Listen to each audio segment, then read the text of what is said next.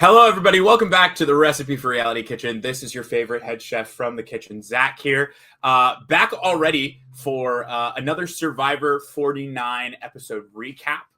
We had a pretty interesting episode this past week, episode 11. We're down to our final 6. Once again, another week of both expectations being clearly met with someone like Savannah.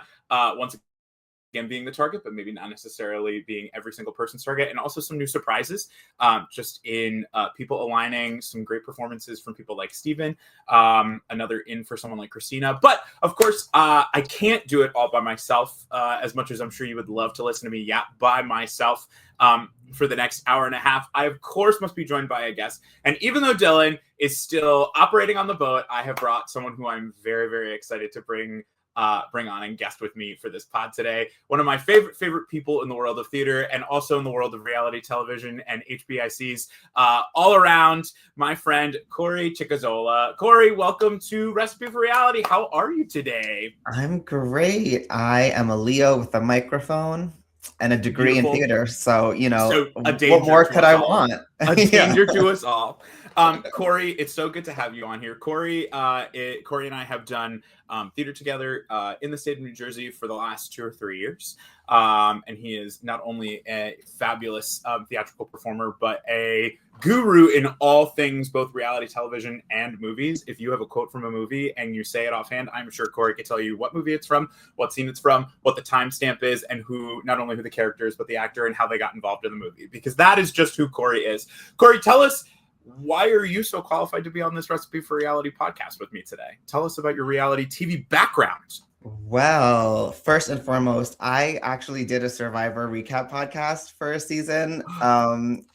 It was called Digging Deep, and it was like me and another gay guy. Well, thanks. We were trying to think of like a gay innuendo with like one of the phrases, and that's like one of the Jeff-isms. That's Jeff-ism. Like, you're gonna have to dig deep. Yep. So I did that for a podcast for a season. It was really fun. But it was like before we realized we could just Zoom this, and I was traveling like to Astoria to record every week. So after one season, I was like, I gotta go. I can't do this. Besides that, I watch so much reality TV. I'm an entertainment journalist at Cinema Blend, so I also write about it all the time. I'm pretty much the only one capable of writing about the Real Housewives on the website, and that's just a cross I have to bear. As to be expected. Yeah, so I have lots of scorching hot takes. I've watched Survivor since episode 1, baby. Super fan. 2000. There was a few years where I stopped watching, and then I caught back up in Survivor Philippines. And then I was binge watched all those like golden classic seasons that I had like missed of like the teens. So I just like, I love it. So Corey, as a day one-er super fan, let's get your Mount Rushmore of Survivor players. We'll go with Mount Rushmore is 4, 5. I can't remember which. I think it's 4. And if I'm wrong, I don't know. Someone come for me. Who is your Mount Rushmore, as they should, honestly? Who is your Mount Rushmore when it comes to Survivor? Who are your top 4 players? They're chiseled on a mountain. Everybody should be seeing and knowing exactly why they are the best of the best. Who are your 4? I mean, I feel like this is going to be cliche, but like, it's okay. Parv has always been my diva. Parvati has always been my girl.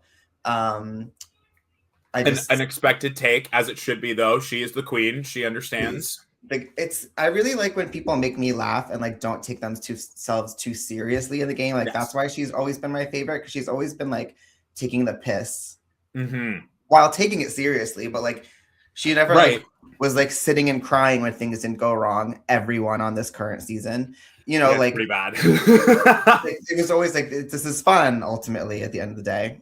So Parv for sure. I love Todd Herzog. Oh, wow. Okay, yes. That was a beautiful game. His like final jury is one of the best final juries you can watch. One of the early gay, like, it was just him and Richard for gay winners for a really long time. So I stand Todd for sure. Suri, of course. Queen Mother, again. The best to never win. And then The fourth one I'm going to put in is not necessarily like because of their legendary gameplay, but I have always loved her. She's my problematic fave, Corinne Kaplan. I've been wow. from The Okay. Bone and Caramon. She is just so funny. She's a really good. I like people who are funny in their producer interviews, like, and I want you to ultimately like talk a little shit. Yes. You know, all of my favorite players, even like Suri, is not immune from talking shit. You know what I mean? Like, Survivor is at its best when it's not just about the game, but it's also about, because it's a social experiment. It's not just meant to be like you play the game 24/7, and if you're not playing the game, you're doing a bad job. It's you're playing a game, but also like these people suck. I don't like them. And I don't want to be around them. Who's conflict averse, her like legendary final jury speech to Sugar, like I would never have the chutzpah to actually lay it all out on the line, to actually decimate someone in person in such a manner. So, incredible. And I've listened to all of her podcasts over the years. So we stand Corinne Kaplan in this house. Well, a great Mount Rushmore to be sure. Let's get into the topic at hand, which is Survivor 49. We'll start on the whole and then we'll move into episode 11 because Corey, as you have alluded to, we got some drama mamas on this cast, and drama mamas not in the way where they like to stir the pot and then really go at it. They like to stir the pot and then cry in the corner when everything goes wrong. We saw a lot of that in this last episode. So much so that I think depending on how the next 2 or 3 episodes, after this episode, we really are at the finale. So depending on how this next episode goes, it could be the thing that costs someone the chance at $1 million just because they were upset about something. But across the board, it feels very much like, and I said in our last episode, that I feel like the good thing about this cast is that pretty much everybody is willing to play and they're there to win. They're not just there for a weird vacation in Fiji. But to your credit, right? Pretty much every time something goes wrong, there's a tear coming out of somebody's eye. So we've gotten to talk about Survivor 49 here just across a couple episodes. Why don't you tell us what your kind of current take on 49 is leading up to, we're now 11 episodes in. So from 1 to 11, what's been your feeling on how this has gone so far? So I'm like, because I've been watching it forever, like I'm very much like get off my lawn old man. So like, I don't like the changes that there are too many. I literally can't keep track of the advantages, and I mean that with certainty. Like this is a show that I care about. I sit every Wednesday and I watch it, and I can't keep track of who has what, and that's been the case for quite some time at this point. So it's not an only Survivor 49 problem. Which I feel like this season in particular hasn't even had that many advantages compared to like 44. I feel like had 1,000,001 advantages. This one we really only had idols, block of votes, and steals, but even still, like it's just a lot. Like it's a lot on the board all at once. I take umbrage with that. And besides that, I mean, I like that everyone's playing for sure. Like everyone who's in it currently are all like good Survivor players. Like they're thinking strategically, they're talking to everyone, they're not excluding anyone, they're blah blah blah blah. That being said, I like need people to stop crying. And I also really need this cast to be more afraid of Jeff. There is no sense of fear. And that is not the way it used to be in the back of the day. He would just yell at you. Right. You know what I mean? Or like make you feel really dumb when you like called him a nickname that he didn't ask for or whatever. Like the Uncle Jeff thing is crazy. Yes. Just in general, everyone is like going on bits. And I just wish there was a little more fear there. Like it's just all emotion. Yes.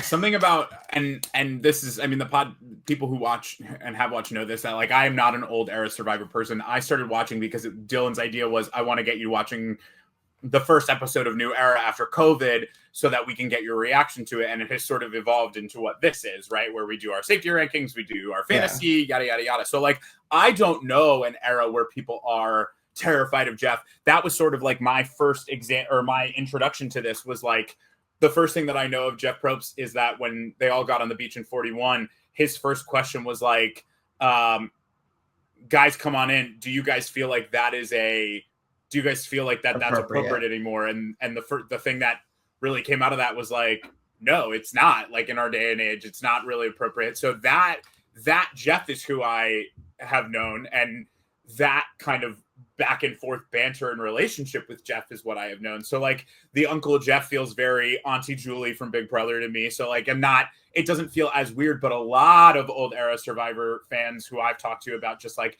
how they feel about the new era has really nothing to even do with like the gameplay as much as it feels so much more with like attitude and interactions and where people are kind of like feeling that they can be, what's the word? More, they can push their boundaries a little bit more, but not in a way that's interesting, in a way that's like, just your host. Like he controls your fate. Like he can decide whether you get rice or not. He can decide whether you get to do these things or not. But the problem is that he loves it. Yes. This is the problem. Now he's like RuPaul, where they like collect tears in a vial. Yes. And love it. And love every second of it. So, just wondering, have you been abandoned by a family member? You know what I mean? Like it just like, how do you feel about that? Like it's wild. Like, I don't like this last episode, I felt like he could have let Christine, am I saying that right? Yes. Yeah. Christina. She could have just like gone through her feelings and it didn't need to be like as long of a situation as it ultimately became. Like she would have gotten through it by being in the challenge 100%, regardless. Right. And instead he was like, so your mom's with you right now. Like, tell me about. I'm like, okay, right. Babe. And I often wonder if that's like a Jeff thing or if it's a CBS thing, because I feel like CBS just on the whole in their approach to their reality shows as of late, very Big Brother, even Amazing Race a little bit, like there's just such a centralized focus on like really getting to the deep, because people love to see the emotion. They love to know what people are fighting for. People love to know like what's driving you. I feel like in Survivor, the idea is that like you're stuck on an island. That should be enough to make you want $1 million. You left everything behind. You're trying to win $1 million. You don't need to have as much of like a visceral reaction to the idea of like, and I think Christina's story is great, but we talked last episode, myself and our friends Austin and Ingrid, we talked a lot about how like, it's nice to see people want to play this season, because in 48, we saw someone like Joe throw his whole game away essentially for Eva, and people started falling on their sword for Eva so early, and it was so great to see such an immense amount of representation from someone like Eva, who like is the first openly autistic competitor. But then there was an inherent feeling from someone like Joe, who is like, that's my daughter, I have to protect her. And it's like, well, no, you're still here to play. Like you want to win $1 million, don't you? And it's like, well, not at the cost of her losing. And it's like, well, somebody else definitely wanted to do that, and they're not on the show right now. Yeah, they're not on the show. Joe is also one of those people that was like, you can do this game without deceit. I'm like, enough. You cannot. Yeah, this season's gonna be for the honest people. Yeah, like, 48 was all about learning that you can't be honest on Survivor and win. You can be honest, you just won't win. Like that's just not how that's gonna work. I hate to tell you, but the seasons where like a alliance stuck together and then just one by one picked everyone off are the worst seasons. They're boring to watch. Boston Rob winning on Redemption Island, like slog. Which is why I'm a big fan of especially like this episode in particular. So episode 11, we see it opens right away with that kind of like fallout. Jawan goes home in episode 10. It's sad to see someone like Jawan go home, but also Jawan was one of those that we like got off the start line just a little too late, especially considering he was with people like Savannah and Rizzo and Nate, and everyone sort of started seeing Jawan be the person like, oh, you're getting left behind. Like that is just exactly what you see happen. He links up with Sage. They're a good duo, but ultimately a duo that's trying to pick off the strongest player in the season, who for some reason everyone still is like, yeah, she's here, but like we'll get rid of her eventually. And then just once again, that's what happens exactly almost to a T in this episode. You see Sage incredibly upset at the fact that Sophie, Yellow Sophie is what they call her through the episode, that Sophie would lie to her. But then also on top of lying to her, when she comes to apologize, Sage's first thing is like, what really killed me is your smile. You saw his name read and you just had this huge smile, and I hated it. And Sophie's whole answer to that is just, well, yeah, there was a threat in the game that I wanted to get rid of, and I got rid of him. And bad gameplay on both sides, if I'm being honest for this. Number one, you never smile when someone goes home unless they are like your number, like Savannah smiling that Jawan's going home. Perfect. That makes complete sense. They are enemies. She says it later. They were enemies. She is his op, or he is her op, and vice versa. Like that is exactly what happens when someone is not directly your enemy. You better be. Right. I can't believe it. Oh my gosh, I can't believe it actually happened. Like I got hoodwinked. Someone, you have to lie, because if you're in the middle, you can never be excited. You can never be excited about something. So bad gameplay on that end, but also for Sage to really just kind of crumble her. She says it throughout this entire episode. I have wanted to get rid of Savannah from day one, and no one has listened to me. So naturally, what I'm now going to do is when Savannah is absolutely about to be her most vulnerable, is that I'm going to not vote out Savannah, which just I think is probably the worst decision anyone on 49 has made so far. She's all emotion, no, and hasn't been all emotion the entire season. She's had a lot of moments, especially early with like someone like Shannon, where she was like, I can see through you, I want to get rid of you, I have to be more important than you. Had really, really great moments of gameplay. This, and then the whole section during Tribal where she's like going back and forth with Jawan, and like they're celebrating getting Sophia. I'm like, you have missed the point, because now what you have done is you have taken out an incredibly relevant challenge threat who at the end of the day was willing to just work with you. Even if she would flop back and forth, you probably could use the opportunity to say that she was a challenge threat and a flip flopper at some other point in the game. But instead you're going to throw out your whole plan of getting rid of Savannah when people finally might be on the right side to do that. And say it throughout the whole Sage episode. is the House of Caroline. Doesn't she give you Caroline? Yes. It's real. It's so frustrating, because now at the end of the season, if Sage is someone sitting in the final three, every single person has the ability to be like, Sage wanted to get rid of Savannah, and knowing that I couldn't, I didn't want to let her have the ultimate, the tiger belt kind of, the tiger pelt to show. I pushed it off one more week because she said she wanted to get rid of Sophie, which is perfect for my game. She now has pretty much, unless she is the one to take out Savannah and has some sort of way to say that it was all her master plan, she has sort of lost all win equity for me, which just is really, it's a really tough way to go. I do love Savannah. I will say, like, she's probably been my favorite the whole season. She's like the feistiest, the closest thing we have to a villain, and she's not even villainous at all. No, she's really not a villain. She's just a really good player. And you know what I must also say about her, that her like Chiron saying that she's like a former journalist. So you're just unemployed? Like, what are we talking about? What are you doing now? Right. What's happening at this current moment? I didn't know we could put where we used to be on our Chirons. Like, if I go on, I'm gonna say former ice cream scooper. I was a former college student. Yeah, I could be 21 right now. I'll lie. You would never know. No, she is. I love her though. She's my favorite. She is still sort of the one on the spotlight right now. Corey, before we keep going too, and I meant to ask you this before we started, do you know anything about Survivor 50? I know. I just with the announced like cast that they put out, so except for the two mystery people that are on 49. Yeah, I don't know who the 49 people are.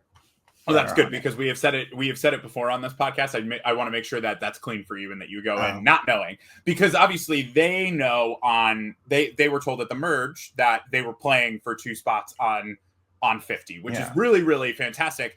I have always felt that it was a little too late to tell people like, hey, by the way, welcome to merge. Now it's time to start playing, not just to win, but if you want to be on 50.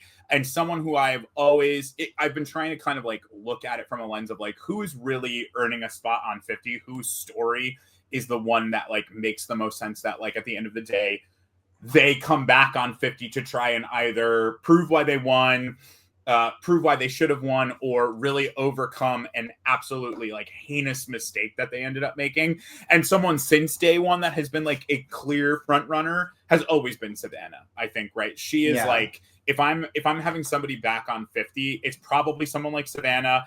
Up until this moment, I could see it maybe being like a Sage of the two people that we've talked about so far, but Savannah has sort of been in the spotlight, I feel like, for the most part, across every episode. She is always a fixture for people.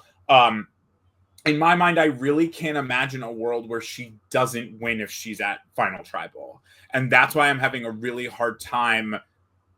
If they spend so much time every episode fixating on how people want to get rid of Savannah, and she's still here. So I'm either predicting she either wins, because if she's at Final Tribal, I really just can't imagine how she does not convince them to vote for her, given every minute of every day her name's coming out of somebody's mouth. Right. Or she's someone who loses in fire, or is cut at 5, or like is idled out. Like I can't imagine a world in which she is not sitting at Final Tribal Council and winning if they don't do something to get rid of her. And I really don't know what they could do to get rid of her. The only person who I think who has any sort of merit to be able to get rid of her is Blue Sophie, right. Which one of the other big parts of the episode was Sophie talking in not in circles, but in kind of ad nauseum about how she knows that there's going to be a time to turn on Savannah and Rizzo, but when is that? Is now the time? And then she says, now I've got to turn on them. And then someone convinces her not to. And then she says, I hope that Steven doesn't win because I want to get rid of Steven. But if he wins, I don't know what I'm going to do. And they keep kind of going back and forth in this narrative of will she, won't she?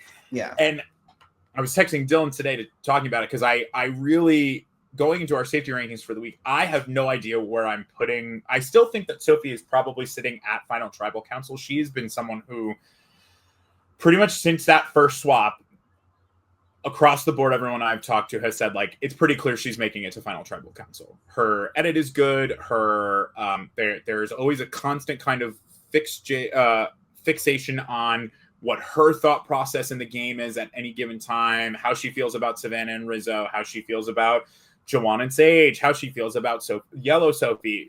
How she feels about Steven and Christina. She is always the person who kind of were getting her opinion. This episode for me was the first time. I've had her pretty high on a winner pick for a little bit of time. She's someone who still has the knowledge of power, and she knows that someone has an idol and still, for whatever reason, has not stolen it. And she's running out of time to steal it. And at this point, I don't know if she's not turning on Savannah and Rizzo right now. I have a hard time believing that there's going to come a time in which she will actually turn on them. If it wasn't this episode, why would it be any episode in the future? Especially when getting rid of Sophie did nothing for her game. It really didn't do anything except take a number down.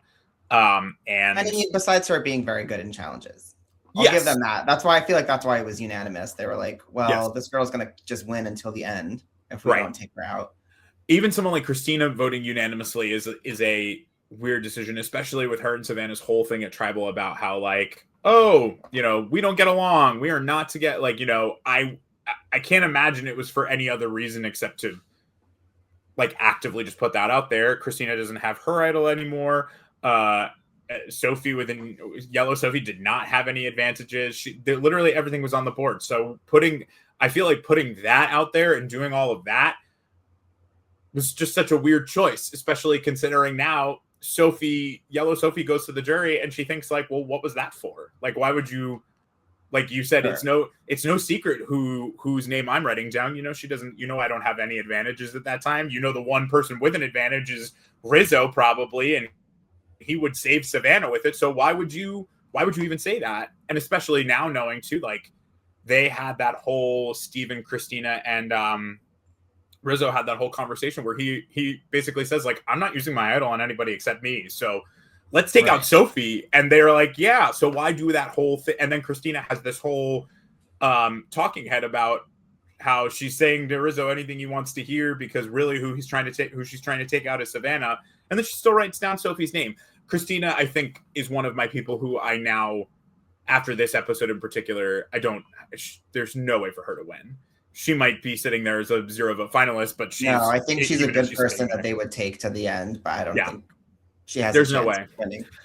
She's a great. Her story is great, and her. I mean, she's gotten the most emotional highlight of this season with the story about her mom, which is great. But there's just her equity went out the door this episode, especially considering you have someone like Steven who walked back into camp and had a full advantage in his pocket, didn't tell anyone what it was, and everyone is still like, well, we have to just we just have to operate like we know what it is because now we're afraid of him. It's his winner equity for me went up this episode. Oh, what a beautiful episode. Like I said it halfway through the episode, I was like, oh, like Steven's watching this episode with all of his friends at a bar for sure. Yes, like absolutely. I have to say, I have to give him credit first and foremost for being the winner of the most island hot. He has got like these past few episodes. Yes. I'm like, ooh, Steven's looking good. His hair has that like pretty. The jaw is like perfectly. Yeah, he's like probably lost like 20 pounds or something. Like, come on, man. He looks good, and I don't know why more of that isn't happening. I don't know why Rizzo is not getting island hot at all. If anything, he looks worse. He looks like a piece of half-eaten string cheese. Like I don't know what his face, his mustache is really upsetting. His stuff is really not going well for him. Yeah, that's what it looked like when I was in like 8th grade, and like it's really bad.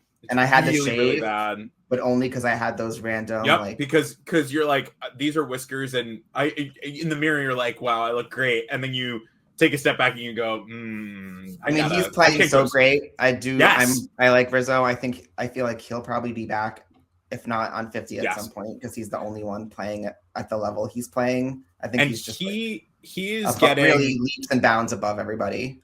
Well, and he's getting a great like sneaky edit. Like where I was saying that Savannah is sort of like the in your face. She always has a spotlight on her. Rizzo is doing most of the work for both of them behind the scenes. I mean, that whole section in After Immunity. First of all, the fact that Steven even took him was crazy. I did not think Steven was gonna take. I knew he would take Christina. That was very obvious, but I was pretty certain that he was going to probably take Sage as just that, like, we were all sort of on the outs last vote.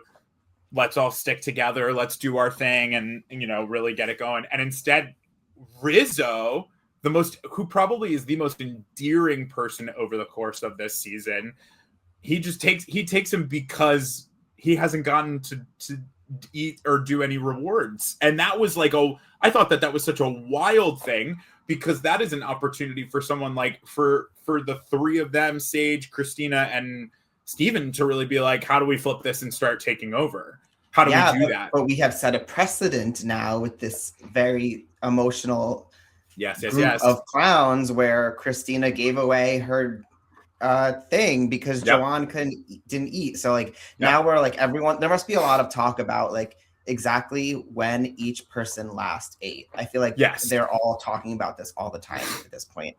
I would imagine so. And it's cool to see a very big-hearted cast in moments like that, because you're like, wow, people do have empathy and really care about each other. And then you remember that they're playing a game for $1 million, and giving someone like Rizzo sustenance means that now he's reinvigorated to do some really, really like fantastic, messy work. I feel like Rizzo is the person who most people sort of like in preseason did not have as big of an eye on, because he's annoying goofy. Sometimes. Yeah. He's so goofy. He's so annoying. The Riz God thing right off the bat was like such a big turnoff. Catchphrases. What are you, a drag queen? What did you come in with he came in with a tight 5.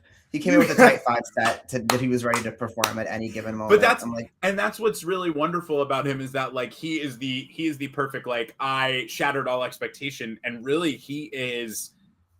I know from a standpoint of like people who like love this, who are enjoying this season, he is a big favorite, but that's because he is not getting under edited, but he is certainly like hiding in plain sight. Like he's the most dangerous individual right now, because he is an idol that he could literally do anything with. And they still think that he would probably use it on Savannah before he would use it on himself. So if they ever tried to pull something over on him and be like, well, you know what, he's going to use it on Savannah, let's vote out Rizzo, and he just uses it on himself, they once again have the power to just vote out whoever they want.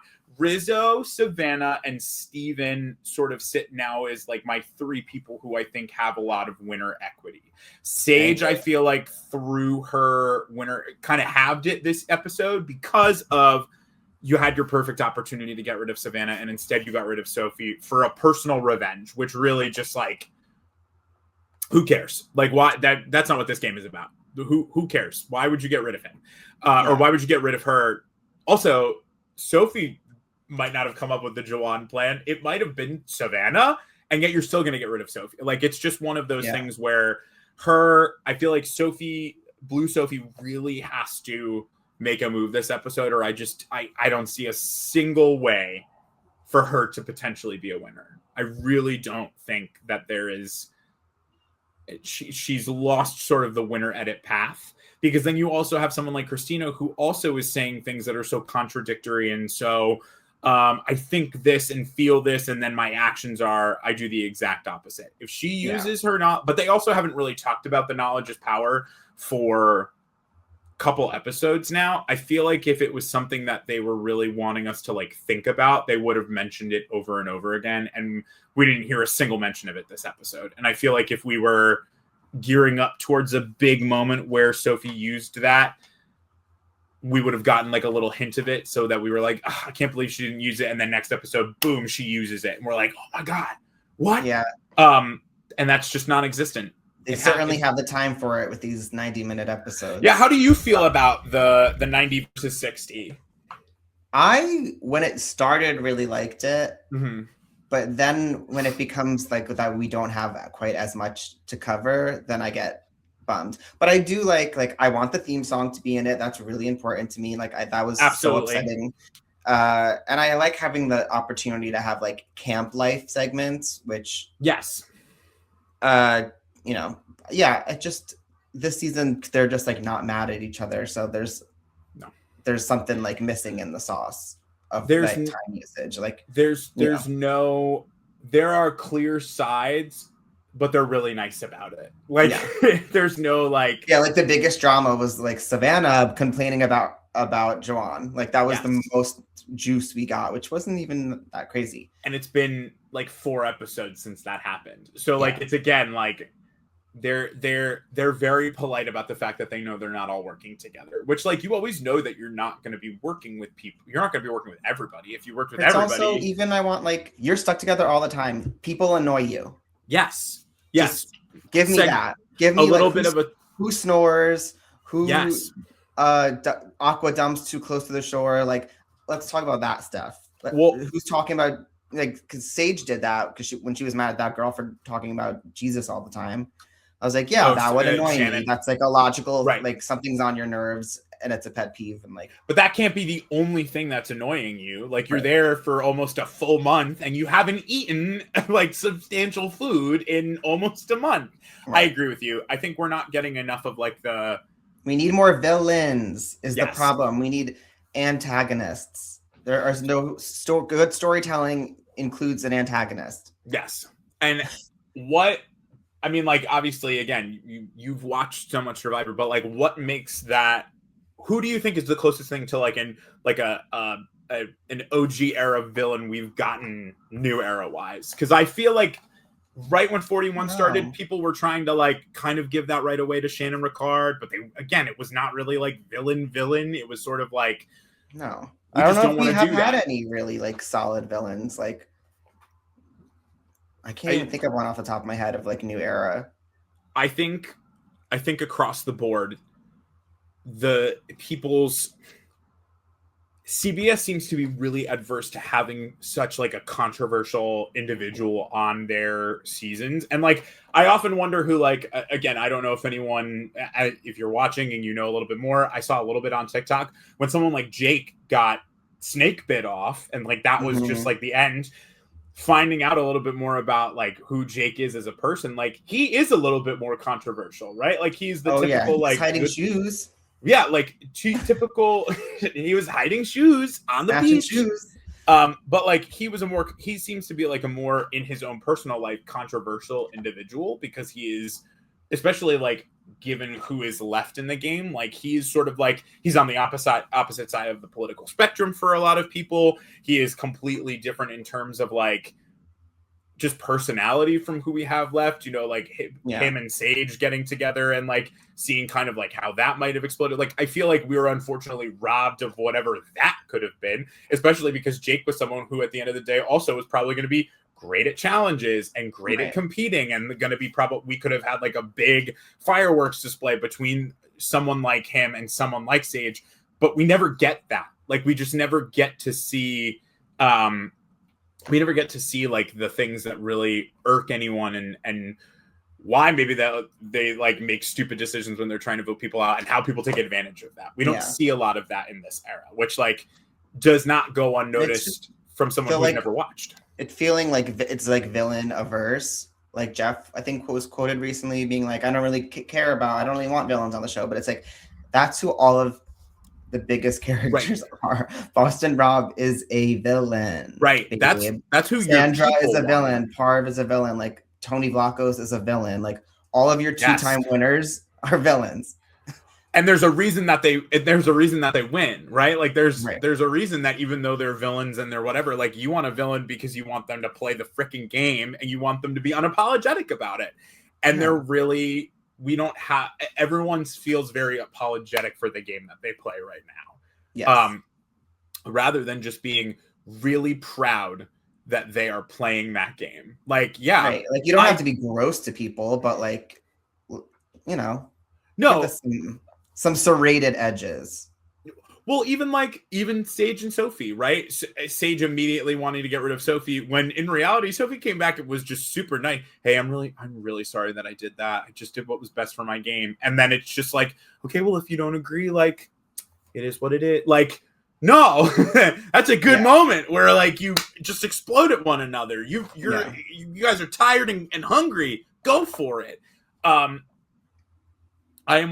do you think in terms of skipping to 50 for a second? What do you think in terms of 50 that's going to be like, having so many pre-new era players who like understand that like is a part of the game and that's how things go, kind of meeting and being a part of so many new era players? I mean, if I'm trying to look at let me see if I can pull up a graphic right now while you kind of get your first thoughts out. But like, what is that going to be like, do you think?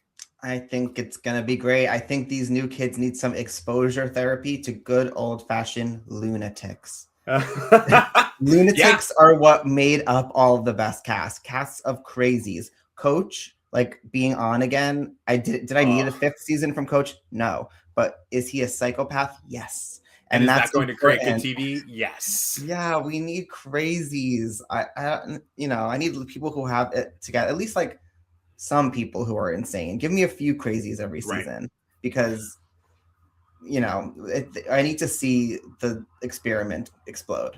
I think too, like putting someone like Coach on, or even someone like putting Rick with someone like Q from 46, like that to me will be interesting. Like seeing people who like, because Q was sort of a crazy, right? Like Q was like an all over the place, like probably one of the only things that made 46 for people interesting after a certain point, because 46 I feel like thought people really walked away feeling like it was such a shit show because of the fact that like at the end of the day, Charlie losing because of Maria, but again, not because of any good reason with Maria, because she was just hurt by his actions. Like that is not that's Maria treating Charlie like a villain, when in reality he's just playing a good game, right? He's not a villain. Oh, she became the villain. She became the villain immediately, which I loved.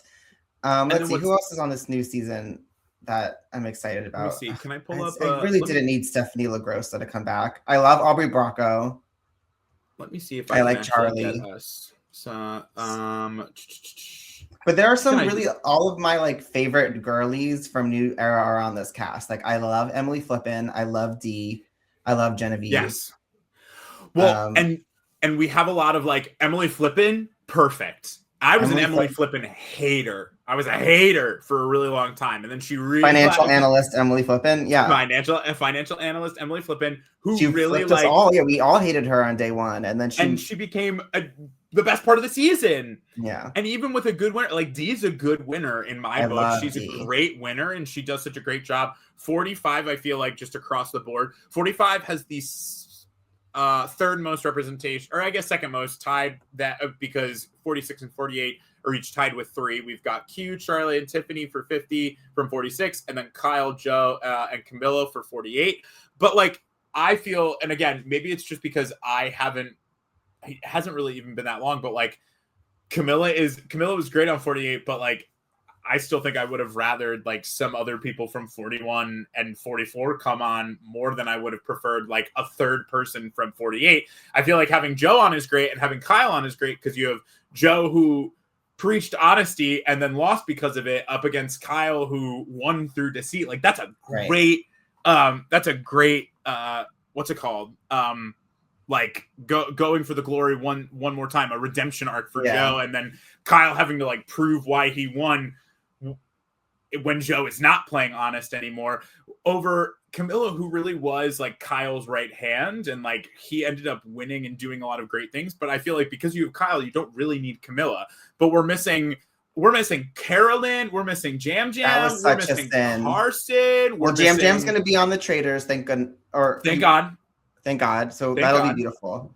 But like missing Carolyn and I think Carolyn we can't have because of Traders. I think she's still she's still within like a certain contracted amount of years. I think she was punished by Jeff, which is so rude.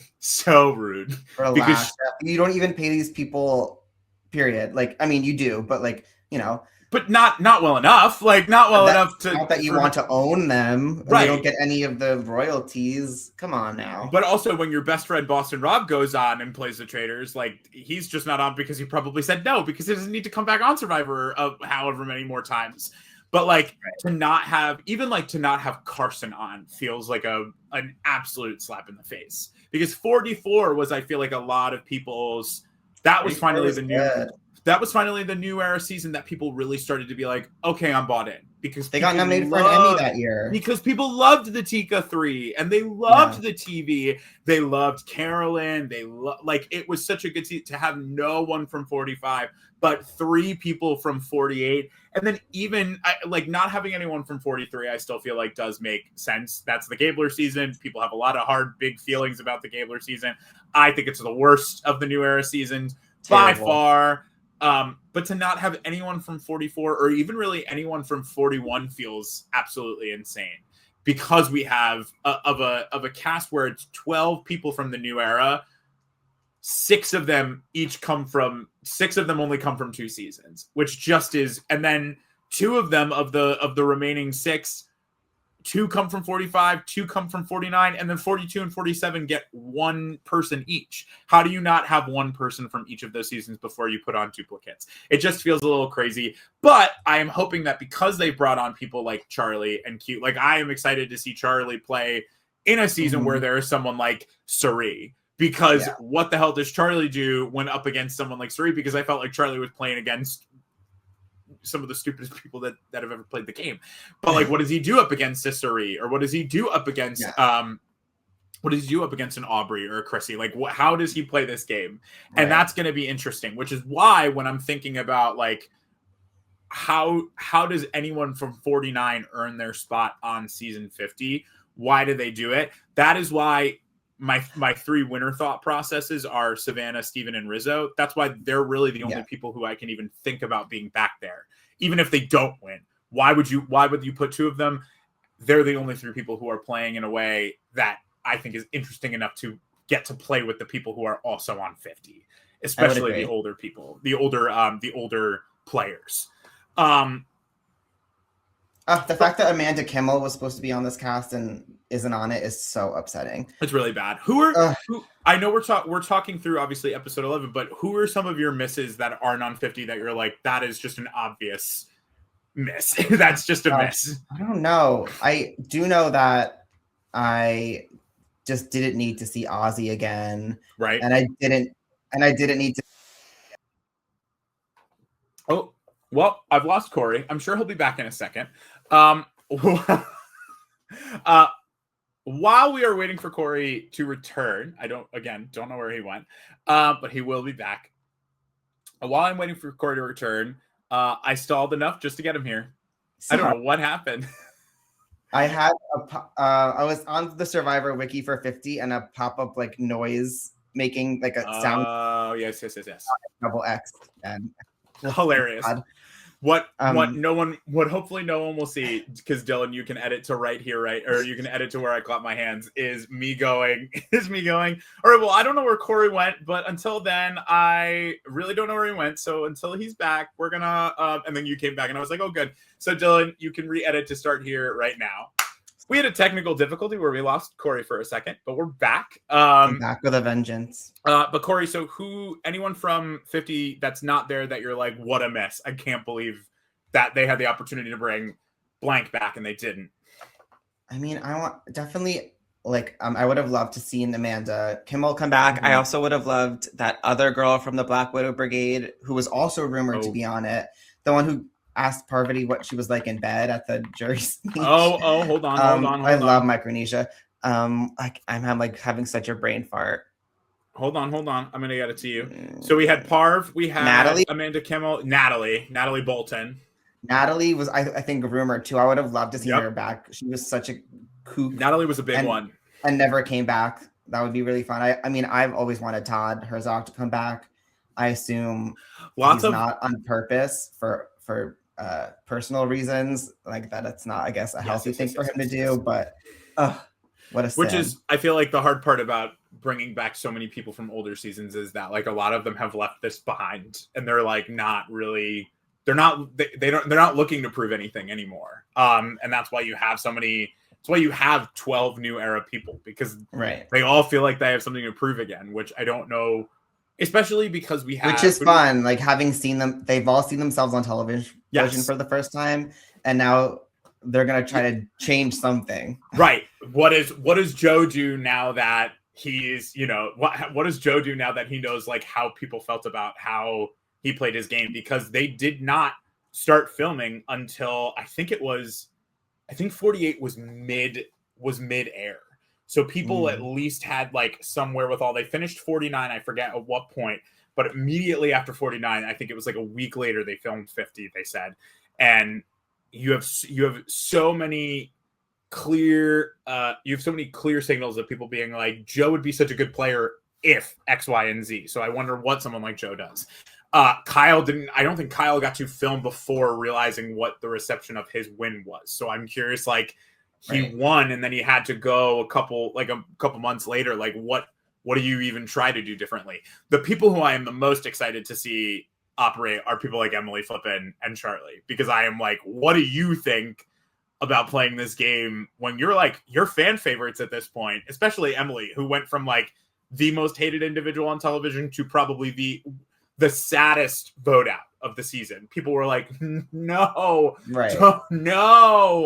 I don't want her to go, which is such a 180. So I'm curious to see what happens with that. And the big thing and the big question marks are like, what happens with them in the 49 people? Because again, there are rumors that like that, and that doesn't really, the rumors don't mean anything, right? The rumors are like the 49 people went out early, which like just feels like such a boring way to play Survivor. So I hope that that's not true, because if the 49 people go out early, what was the point of even having them back? Like, how are you gonna? That's not game related. That's meta. That is, we know that they just played, so we don't want them here yet.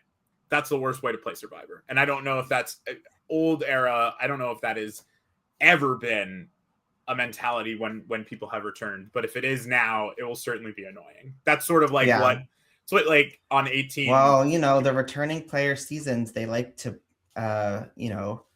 make pre-game alliances. And so if 49 didn't get to make any of those connections, then they're coming in at a disadvantage without being able to scheme. And they're only playing with each other. And if it's two people who walked out of the season, maybe like not being good with each other at the end of all of this, because either they were the vote that kept them from winning, or they were the reason they went out, whatever it is, like it will be interesting to see kind of who's standing even just at the end of like the first episode, and how they like how they even align them through tribes.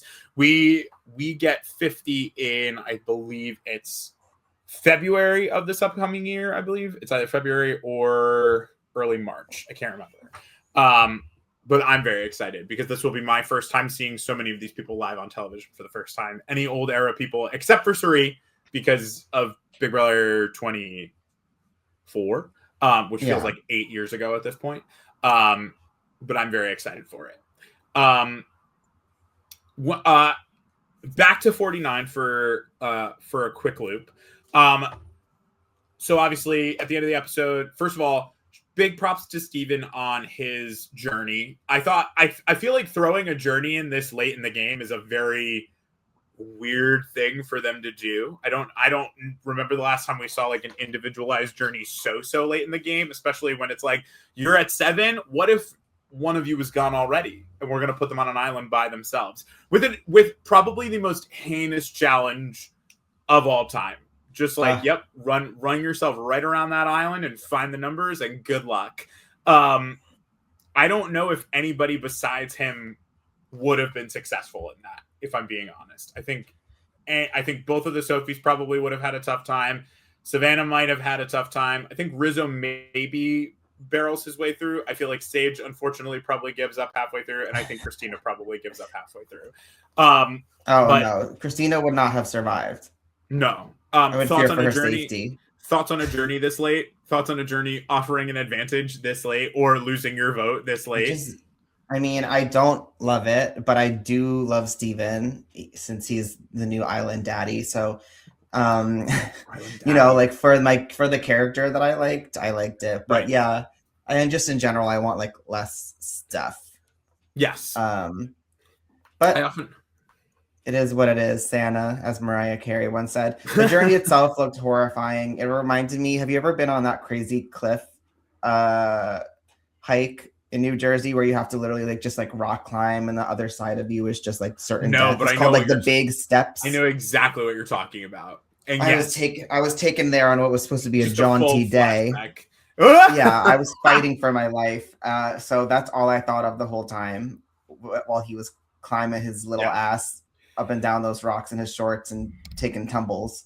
I feel like anyone but Steven might have had a really difficult time with this. I think also what's interesting is that, and again, I know that so much of pre-production has probably gone into planning this season ahead of time. I often wonder if these things are sort of to shake up the dynamic. People give Big Brother production a really, really bad name because it's very clearly obvious when they're throwing new things in later in the game because they're trying to shake things up in a way that is favorable for ratings or favorable for, the producer favorites. If you were a Big Brother 20 person, Tyler Crispin got a lot of flack at that because everybody that Allison Grodner loved Tyler Crispin.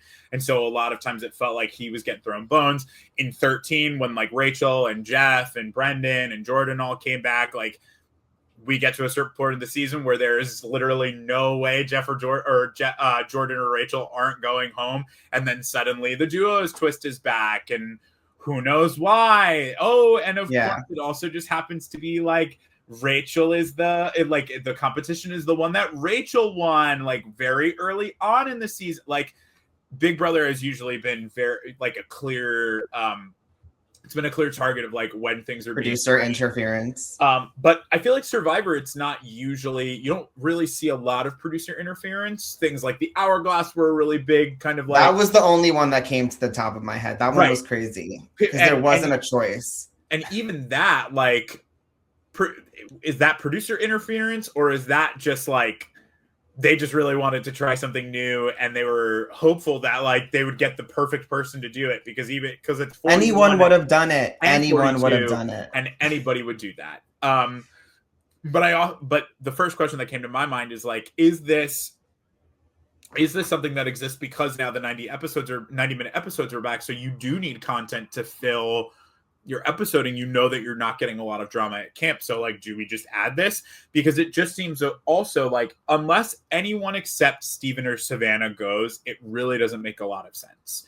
because nobody else would go and put themselves in a targeted position other than the two people whose names have been out for the last 3 rounds. Steven's name has been out for 3 rounds. He's won immunity twice, or he had won immunity once at that point, and then goes on to win later in the episode, or Savannah, who has won immunity twice, and her name is literally always an option for people.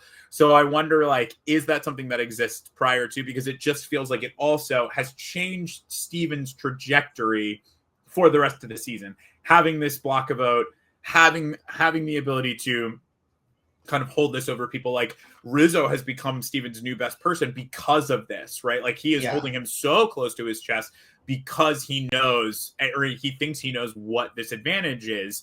But even though he doesn't know what this advantage is, like Steven being so upfront and honest about it, like that's probably the best thing that has happened for Steven this entire game, because it means that he has power. But is that something that was planned ahead of time, or is that something that they just decided to throw in because they needed to shake the game up and needed to pad the runtime of an episode, and they knew that that was kind of going to be the case? I don't know. I feel like they probably were always going to do it just because it was, the whole thing was like designed and we'd never seen it before. Right.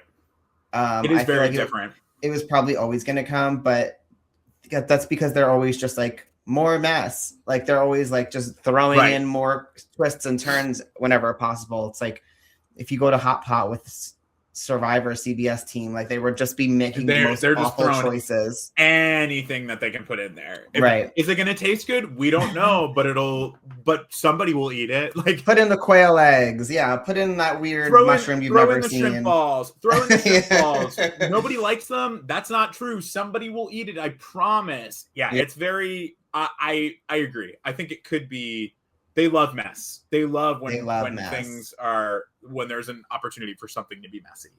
That being said, I mean, Steven's whole episode, everything just like changed. Like he all of a sudden had power. Then he wins immunity. Then he gets to eat an Italian dinner, which I have to say, I take umbrage with that as well, because how dare they not give them a glass of wine?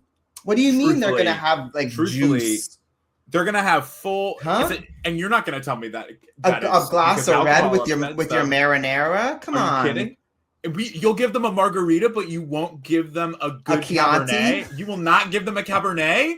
You won't even give them the Trader Joe's Cabernet. Come on, I felt offended as a guinea from New Jersey. I said, "Don't play in my face like this, Pro. You give those people a glass of wine, even if it's one bottle that they all have to share." Something. He also, I think Steven had the quote of the episode. Obviously, he had cherry picking, which is the title, but he had, again, one of those things that I was like, this is either your death sentence or your winner quote, which is he gets through the immunity, he gets to the dinner, he has the thing on the island, and he says, everything's coming up, Steven, which again is musical theater nerds. Yeah. Our hearts. But my immediate thought was like, that's your winner quote. And then immediately I went, or it's the reason you go home next week. Like to go, one thing I've learned from my couple of years now of watching Survivor, and especially in the new era, is that they love when you feel like you're finally understanding kind of someone's trajectory in a season. They go, just kidding.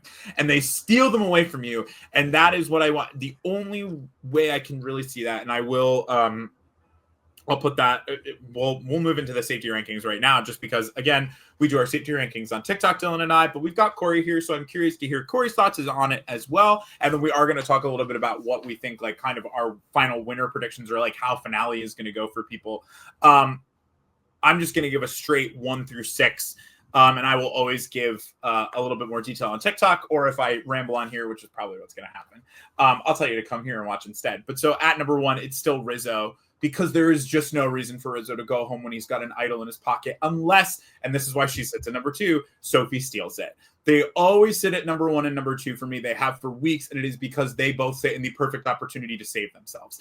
Either Rizzo is not the first person in everybody's mind. He can use the idol on himself. He can use it on somebody else. It doesn't really matter. But Sophie has the knowledge of power. She doesn't know what Steven's advantage is. She can still steal it if she really wants to.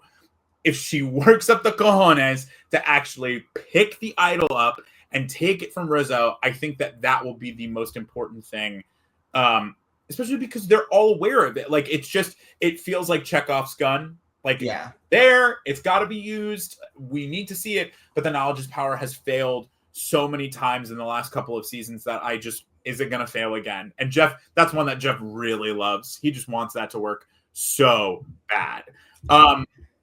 I think Christina is my number 3.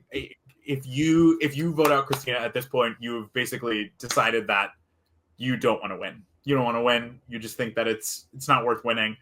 Because Christina, though I love her, is unfortunately, especially after this episode, I just don't think she wins.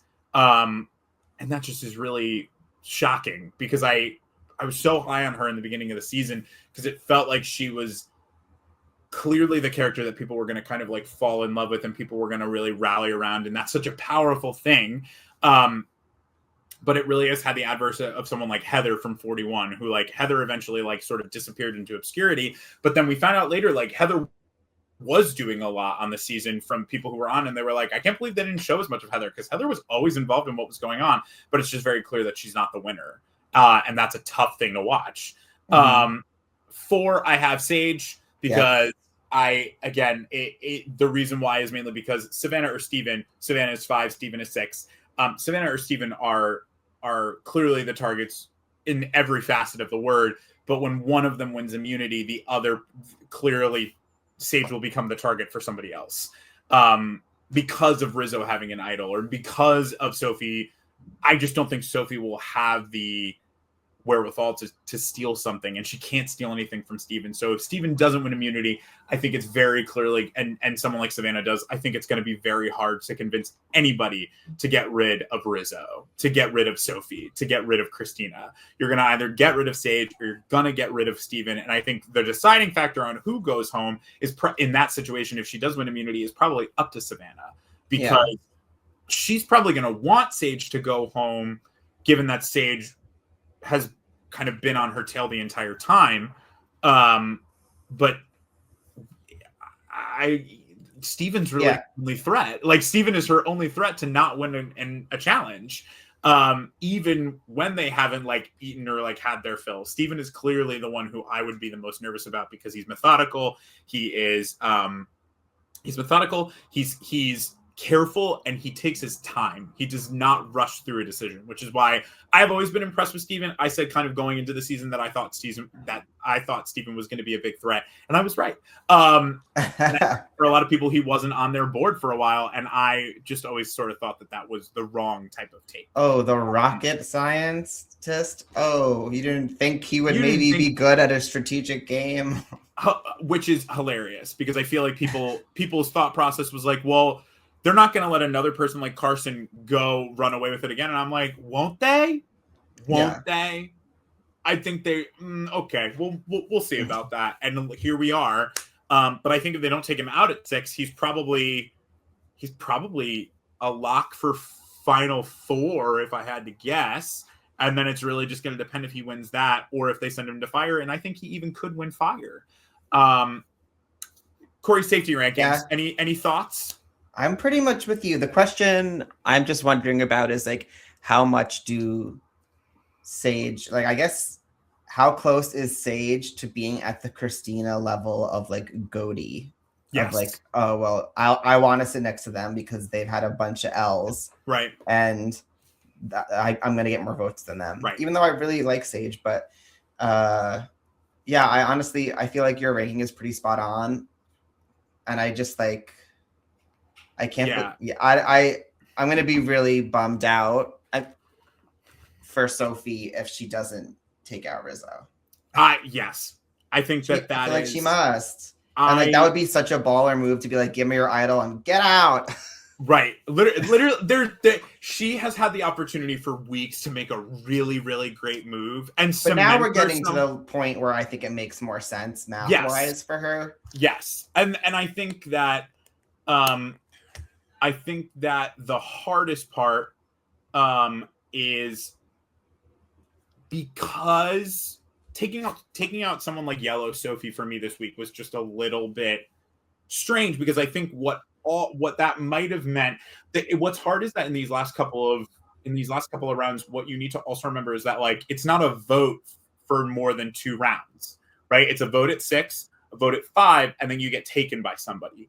And I think that the only thing that she might have a little bit of difficulty with is if she is the one sitting at, like, let's say that like it's her and it's Steven, Sage, her and Christina at 4. you know, like if Steven wins, he is taking Christina, so you're up against Sage, but what are the odds that Sage is better than you at fire making, right? Or if you beat him in a final immunity challenge and you force him into fire, like that doesn't necessarily mean that he wins. I do wonder now what she really needs to do is she does need to probably wait another round if she's going to do anything, because what you need to do is you need to make sure that you get Savannah out, and then you have to get rid of Steven. You cannot leave Steven in once you've gotten Savannah out. He will steamroll you the same way that she did. And he's got a better story than you right now with how much power he had coming back from the journey.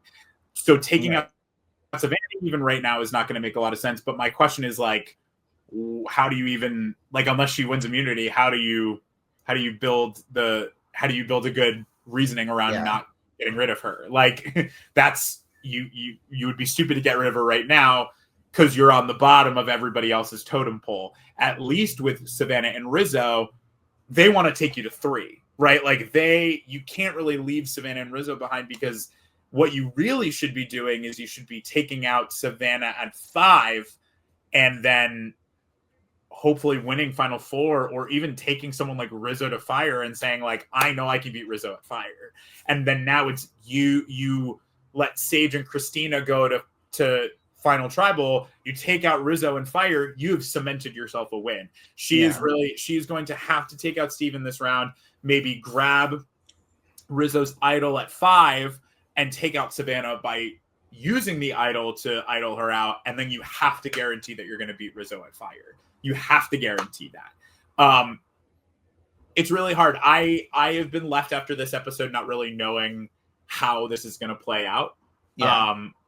Because I felt pretty sure that like Sophie was a great underdog winner edit, but unless she really uses her knowledge is power, I don't think that there's really a way for her to win, because it will all have been somebody else's decision, and she will just have she needs moves to like claim.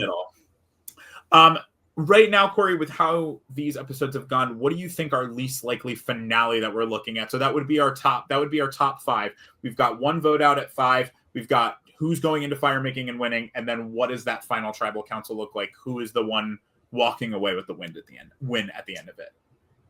I feel like the people I think most likely that they could win are Rizzo, Savannah, and Steven. I feel like those are but then the other 3 are a little more, I don't know if that's actually going to end up being the final 3. I feel like they're going to end up, someone's going to I don't think that can be the final taken 3. out. I feel like I said, Sage and Christina are going to end up going deeper just because they're like less threats. It would be silly to take them out right now. It would be silly to see them go, unless it was some like Savannah getting rid of Sage. Yeah, because she's like, you keep throwing my name out. But what's it worth at this point? I feel like it makes more sense to use them. Yes. To get out. I mean, I just feel like I want them to overcome Rizzo steamrolling them, as much as I like think he's probably playing the best game out of this cast. Like I always want the surprise twist version of whatever I'm watching on Survivor, rather than you don't want the obvious option. You want to see something cool happen.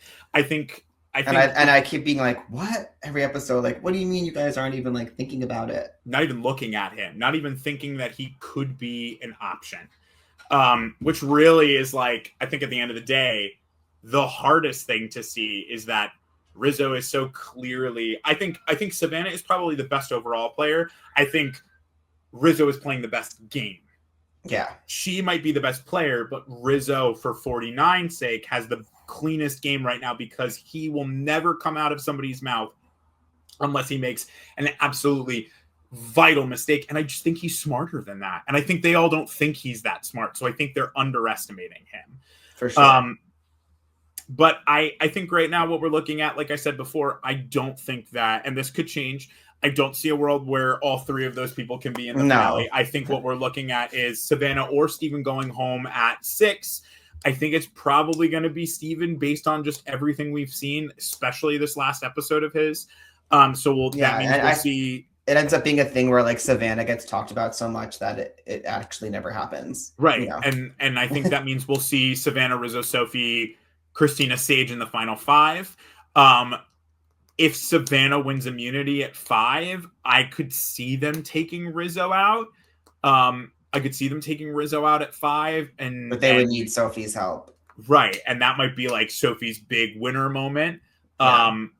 Someone like Sage then wins at 4 and she takes Christina with her and sends Sophie and Savannah to fire. And it either ends in one of 2 ways, which is Sophie triumphs over Savannah and that nets her the win, or Savannah overcomes and is the clear, just absolute steamroll of the season. And she steamrolls over Sage and Christina in Final Tribal Council, and it's just like an absolutely decimated win.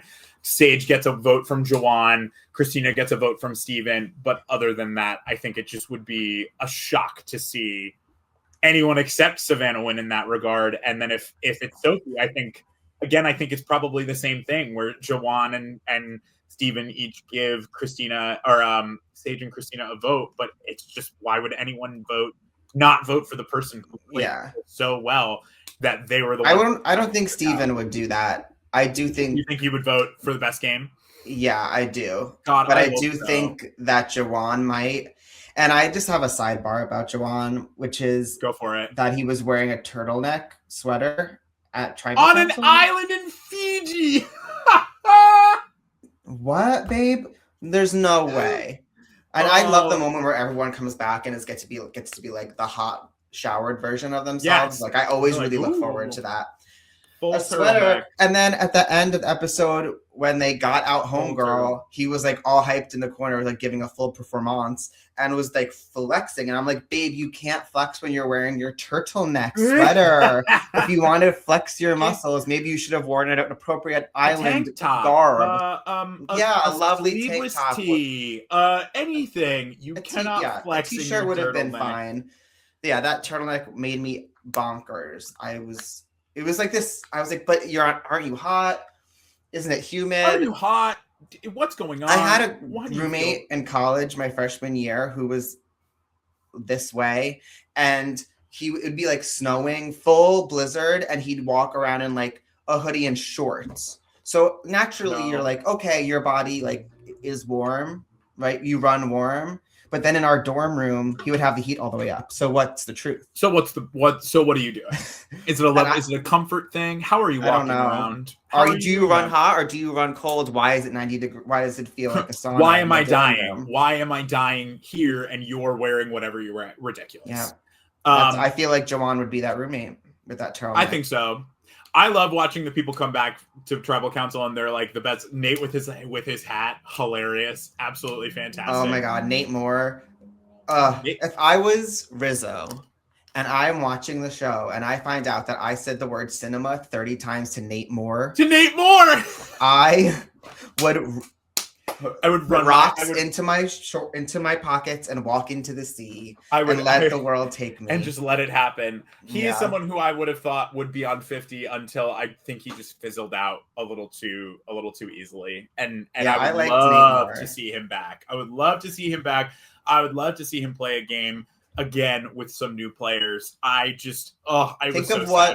Think of what season of The White Lotus will follow if Mike White and Nate Moore are on Survivor together. Ridiculous. Absolute insanity. It would. I forgot that Mike White was coming back. That is and now that means someone is going to end up cameoing, and I hope it's Suri Field. Absolutely.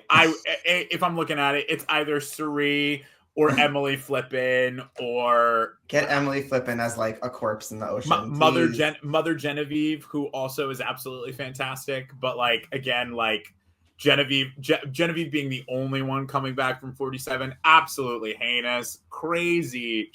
I love her. Me too. Corey, I think we've touched on almost everything. I've gone through all my notes, that's for sure. Steven is looking island hot. I hate Uncle Jeff. Let's see what I wrote down. Sage's Carolyn 2.0. Jeff. Italian dinner with no wine. Yeah, I got through everything. Italian dinner with no wine. Uncle Jeff really is just absolutely insane. Not in like a not in a mean way, but in just like a man, you gotta feel very confident. And I think I would love to see Jeff be a little harder on them. My favorite, and also my moment of the episode where I was just like, Jeff, what are you doing? Is when Sophie's like, I think I've seen this challenge before. Jeff is like, well, then go ahead. I'm like, all right, dude, are you me in my classroom? Are you me? Do you want? No, fine. Do you want to teach? Improv 101 teacher. Do you want to teach? Okay, go ahead. Go ahead. Listen, and teach. I remember back in the day, Colby Donaldson is on season 50, and I remember that Colby tried to sass Jeff, and he said, "Absolutely, you will absolutely not." He Absolutely. said, "I'll tell you when we start, brother," is what he said. God. In his exact words, I can recall. I would love to see an old school Jeff on 50. I'm also curious. I know that Jeff Probst probably will host this show until he's dead in the water. But I would love to know who they have kind of like as their thought process for like who comes and does this when Jeff has sort of decided it's time to be done. Oh, I just put myself down. You got short. That was Jeff. That was Jeff. The ghost punishing me. I think the answer is Rob Sesternino. Yeah. Unfortunately, who I can't believe we're going to see on the Traitors. God is good. I forgot. Yes. I would be happy with that. I think it will not be. Oh my gosh! Why can't I think of who's the one who does all the Big Brother podcasting? Is that Tatum?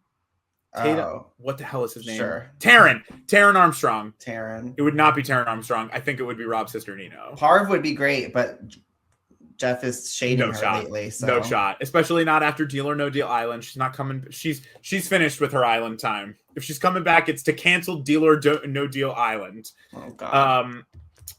Title really rolls off the tongue. The name of that show. What is it? Dondi is what people were like. Yeah, are you watching Dondi? I was like, pardon. Upsetting. Pardon. Donde? Where? Dondi. Corey, what? So we have two things. I have two last questions for you. The first is obviously the title of the show is Recipe for Reality. So what that means is that we give our best recipe or our recipe for reality to someone who we think has like earned it over the course of an episode. Over just like in the general life sphere. Like I think we gave it to Jeff one time for something random that he said like about the season that had nothing to do with the episode. So I want to know who yours goes to. It doesn't have to go to a Survivor person. It could literally go to anyone in the realm of reality television. And then the last thing is going to be what piece of reality television are you most excited for coming up?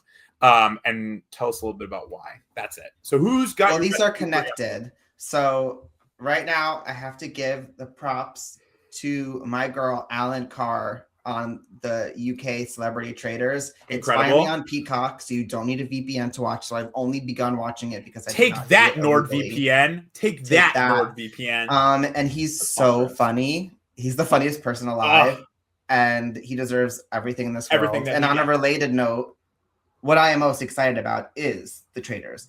That it's truly my Avengers as someone who watches the Housewives and like competition reality shows and Drag Race, like literally all of my favorite things put together into one absurd package hosted by Alan Cumming.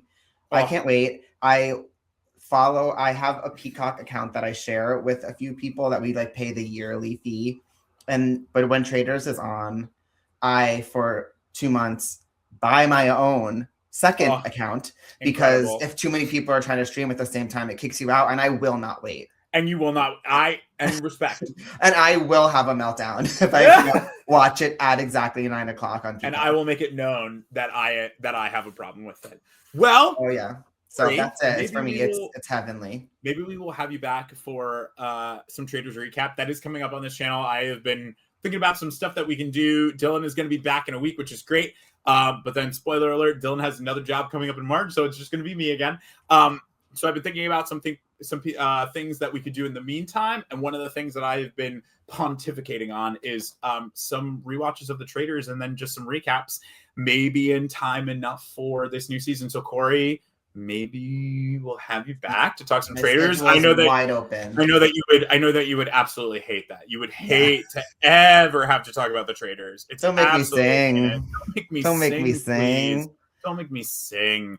But Corey, thanks for joining me. Corey, where can they find you? What are you doing? What do you want to plug? What do you want people to know that you're doing things for? You can find me on Instagram at Maya Soul, one word, MYASOUL, which was my drag name. Incredible. And I refuse to change my handle because then a baby drag queen came and thinks they made up my name. And so I won't give her that. And there's nothing. And I have it. I have to let it be known that it is in fact your name. And absolutely. They should cease and desist post haste. Incredible. What do you got? You just did something fun and exciting. You talked to Amanda Seyfried and Sydney Sweeney. I sure did. That was recently. My latest press junket. That was earlier this week. And Paul Feig, the director.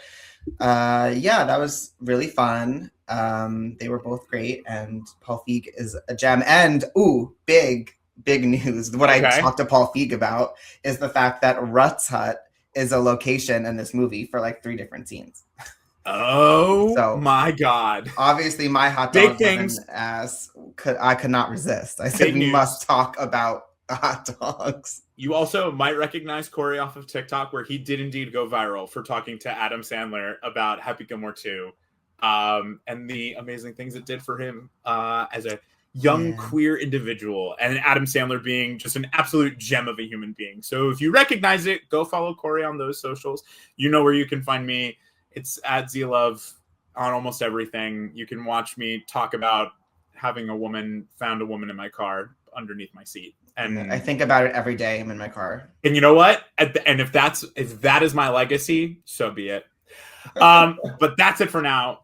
Thank you guys so much for joining us on Recipe for Reality. Corey, thanks for guesting with us. We'll have you back if you want to come back. It was so fun. And we'll see you next week for episode 12.